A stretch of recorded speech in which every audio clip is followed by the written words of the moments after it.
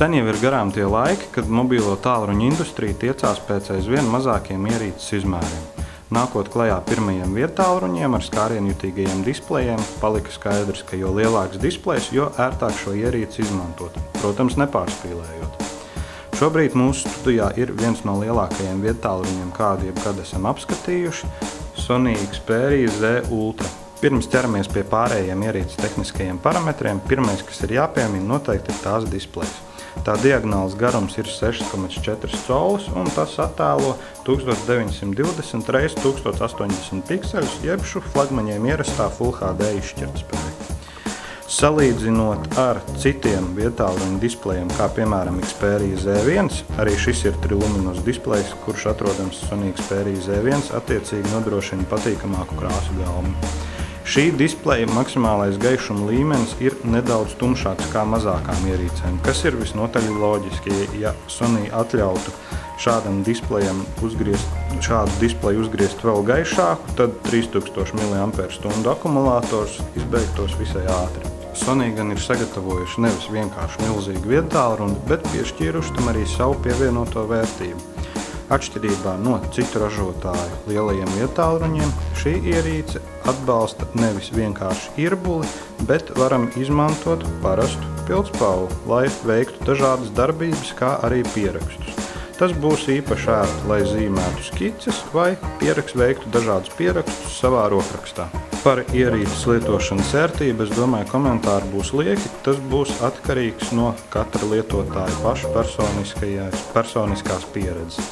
Tiesa, ar vienu roku mēs turot ierīci joprojām varam aizsniegt gan augšējo rīkjoslu, gan arī ieiet aplikāciju režģī. Tomēr, kā redzam, nedaudz nāksies žonglēt, lai pilnībā ērti to izmantotu turot vienā rokā. Ierīce aprīkot ar 8 megapikseļu fotokameru, kura uzņem ļoti viduvējas kvalitātes attēlus. Pavari paskatoties uz ierīces aizmuguri, ir viens pārsteigums, tā nav aprīkota ar LED zipspuldi.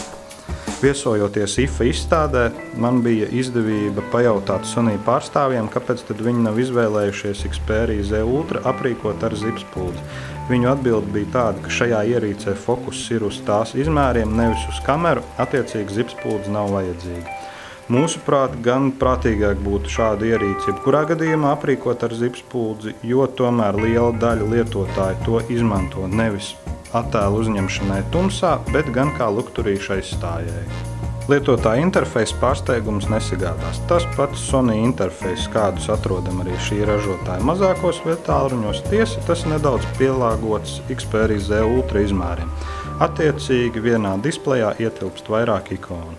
Tehnisko parametru ziņā noteikti par šo ierīci nekādu sūdzību nebūs. Tā ir aprīkota ar ļoti jaudīgu Snapdragon 804 kodolu 2,2 GHz procesoru, kā arī 2 GB operatīvu atmiņu. Iebūvētās atmiņas apjoms ir 16 GB, taču tā paplašinām ar microSD atmiņas kartēm ietilpībā līdz 64 GB. Ierīcē ir 3000 mAh akumulators, kas par spīti milzīgajiem displeja izmēriem jebkurā gadījumā nodrošinās pilnu vienas dienas darbību aktīvas lietošanas režīmā. Šis Sony viedtālrunis Latvijas internetu veikalos pieejams sākot no 440 latiem, kas ir diezgan objektīva cena. Ierīcē ir ļoti kvalitatīvs triluminus tehnoloģijā veidots 6,4 colu displejs, kurš papildus visam, kā jau iepriekš rādījām, spēja atpazīt arī pildspalvas pieskārienus, tātad būs savu veidu produktivitātes rīks. Par spīti lielajiem displeja izmēriem, Sony šo ierīci ir izveidojuši ļoti plānu, kas nedaudz uzlabo ērtību to lietojot.